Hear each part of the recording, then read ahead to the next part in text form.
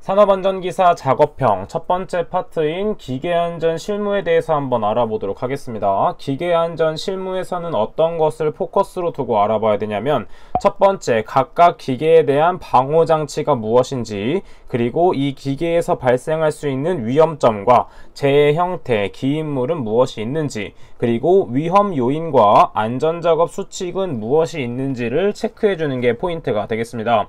항상 동영상에 따라서 답이 달라질 수가 있지만 우리는 이미 답을 알고 있는 상황에서 그 영상을 본다라고 생각을 해줘야 되기 때문에 나올 수 있는 답을 모두 암기한 다음에 동영상을 자세히 봐주면 되겠습니다. 자, 그럼 첫 번째 연삭기에 대해서 한번 보도록 하겠습니다. 자, 연삭기는 다음 그림과 같이 생겼고, 연삭기에서는 보통 두 가지가 주어지게 됩니다. 첫 번째는 무엇이냐면 탁상 공구, 그 다음 두 번째는 휴대용이 있겠고, 그 다음 첫 번째 방호장치에는 무엇이 있는지 한번 체크를 해보도록 하겠습니다. 연삭기의 방호장치는 대표적으로 덮개 또는 울이 있고요. 덮개, 울, 그리고 칩 비산 방지 투명판이 있습니다. 자, 그 다음에 알아볼 것은 연삭기에서 나올 수 있는 위험점은 무엇이 있는지 한번 보도록 할게요. 자, 위험점은 우리가 알고 있는 것들이 6개 정도 있는데, 그 중에서 연삭기에서 발생되는 것은 끼임점이 되겠습니다. 자, 이렇게 위험점이 무엇인지도 알고 있어야 되고, 끼임점을 어떻게 정의할 수 있는지 정의에 대해서도 반드시 암기하고 계셔야 됩니다. 자, 그 다음 연삭기에서 세 번째, 재해 형태는 무엇이 발생될 수 있는지 한번 보도록 하겠습니다. 재해 형태로는 일반적으로 날이 부서짐으로 해서 날아올 수 있는 날아옴이 있겠죠. 날아옴. 용어가 변경되기 전에는 이것을 비례라고 표현을 했었습니다. 자, 그 다음 네 번째, 위험 요인 또는 작업 안전 수칙에 대해서는 무엇이 있는지 한번 체크해 보도록 하겠습니다. 자, 연삭기의 위험 요인으로는 첫 번째는 안전한 것을 착용하지 않은 것, 즉 보안경, 그 다음에 보안면, 그 다음에 장갑 등이 미착용. 자, 두 번째로서 위험 요인은 무엇이 있냐면 통전부와 접촉하여 감전 위험이 되겠습니다. 왜냐하면 이런 연삭기의 기구를 이용하기 위해서는 반드시 전기가 필요하겠죠. 따라서 통전부와 접촉하여 감전 위험이 있습니다. 자, 그 다음에 세 번째로는 방호장치를 설치하지 않음으로 해서 위험 요인이 발생할 수 있겠죠. 자, 그 다음에 추가적으로 동영상을 보면서 발생할 수 있는 위험 요인에 따른 안전수칙을 따로 정리해서 공부를 해주시면 되겠습니다. 자, 그럼 두 번째는 둥근 톱을 한번 보도록 할게요. 자, 둥근 톱 작업에서는 어떤 부분이 포인트가 되냐면 첫 번째, 방호장치를 먼저 알아보도록 하겠습니다. 자, 둥근 톱의 방호장치로는 반발 예방장치와 그 다음에 톱날 접촉 예방장치가 있습니다. 자, 그 다음에 둥근 톱 작업에서 발생할 수 있는 위험점은 무엇이 있냐면 여기서는 손가락 같은 곳이 잘릴 수 있는 절단점이 되겠습니다. 절단점. 자, 그 다음에 세 번째 있는 재해 형태는 넘어가도록 하고 위험 요인에 대해서 한번 보도록 하겠습니다. 위험 요인 또는 안전 작업 수칙. 자, 위험 요인 또는 안전 작업 수칙으로는 무엇이냐면 마찬가지로 보안경, 그리고 안전화, 그 다음에 귀마개 등의 장갑을 착용하지 않았을 경우, 그 다음에 두 번째, 톱날 교체 및 보수 작업 시에는 전원을 차단해야 됩니다. 자, 이것은 모든 기계에 해당된다고 생각해 보면 되는데, 항상 어떤 기계를 점검할 경우에는 표지판을 설치하거나 그 다음에 반드시 전원을 차단한 후에 안전장치를 설치하고 보수 작업을 실시해 주면 되겠습니다. 자, 그 다음 마찬가지로 세 번째는 방호장치를 설치를 해준다. 이렇게 정리를 해보도록 하겠습니다. 자, 그럼 나머지 부분에 대해서는 기출문제를 통해서 한번 정리를 해주시면 되겠습니다. 자, 그 다음 세 번째 D톱에 대해서 한번 보도록 하겠습니다. 자, D톱은 우리가 정육점에서 고기 자르는 걸로 많이 봤던 그 D톱이 되겠습니다. 자, 그럼 첫 번째 방호장치가 무엇이 있는지 한번 정리해 보도록 할게요. 첫 번째 방호장치. D톱의 방호장치는 무엇이 있냐면 방호울과 덮개가 있다. 이 정도만 체크해 주도록 하고, 두 번째, 이것은 고기를 자른다 라고 생각을 해주면 되기 때문에 위험점으로서는 절단점이 있다 라고 봐주시면 되겠습니다. 자, 그 다음에 세 번째 재해 형태로는 어떤 것들이 있는지 한번 보도록 할게요. 재해 형태.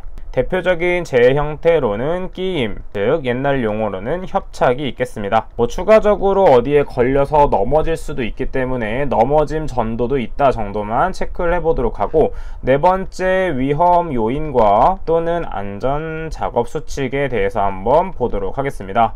자, 이게 또 마찬가지로 이때 물건 같은 것이 튀어서 눈에 들어갈 수 있기 때문에 항상 보안경을 착용해 줘야 됩니다. 보안경을 착용. 자, 그 다음 두 번째로 어떤 것이 있냐면 장갑을 착용하고 작업을 했을 때입니다.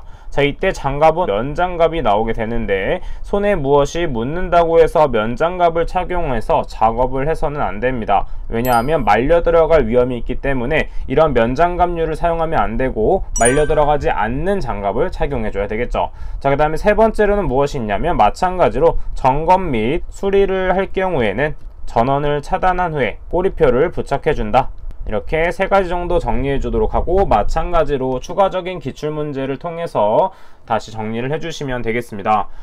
자, 그 다음 네 번째는 슬라이스 기계입니다. 자, 이것은 어떤 것이 있냐면 대표적으로 인터록 장치가 방호 장치가 되겠고, 그 다음에 대표적으로 이것에 대한 위험점은 절단점이 된다 정도만 체크를 해주도록 하겠습니다. 자, 이렇게 두 가지만 정리하고 나머지 부분은 그냥 넘어가도록 하겠습니다. 자, 그 다음 다섯 번째 드릴에 대해서 보도록 할게요. 다섯 번째 드릴 작업은 이 드릴이 있고, 그 다음에 대표적으로 첫 번째 방호 덮개가 있겠습니다. 방호 장치로는 방호 덮개. 그리고 위에 있는 이 기계에 대해서는 위험점이 그렇게 발생하지 않고 다른 드릴이 있습니다. 프레스처럼 생겨서 엄청 커다란 드릴 작업이 있기 때문에 이 부분에 대한 것은 따로 이제 동영상을 통해서 정리해 주시면 되겠습니다.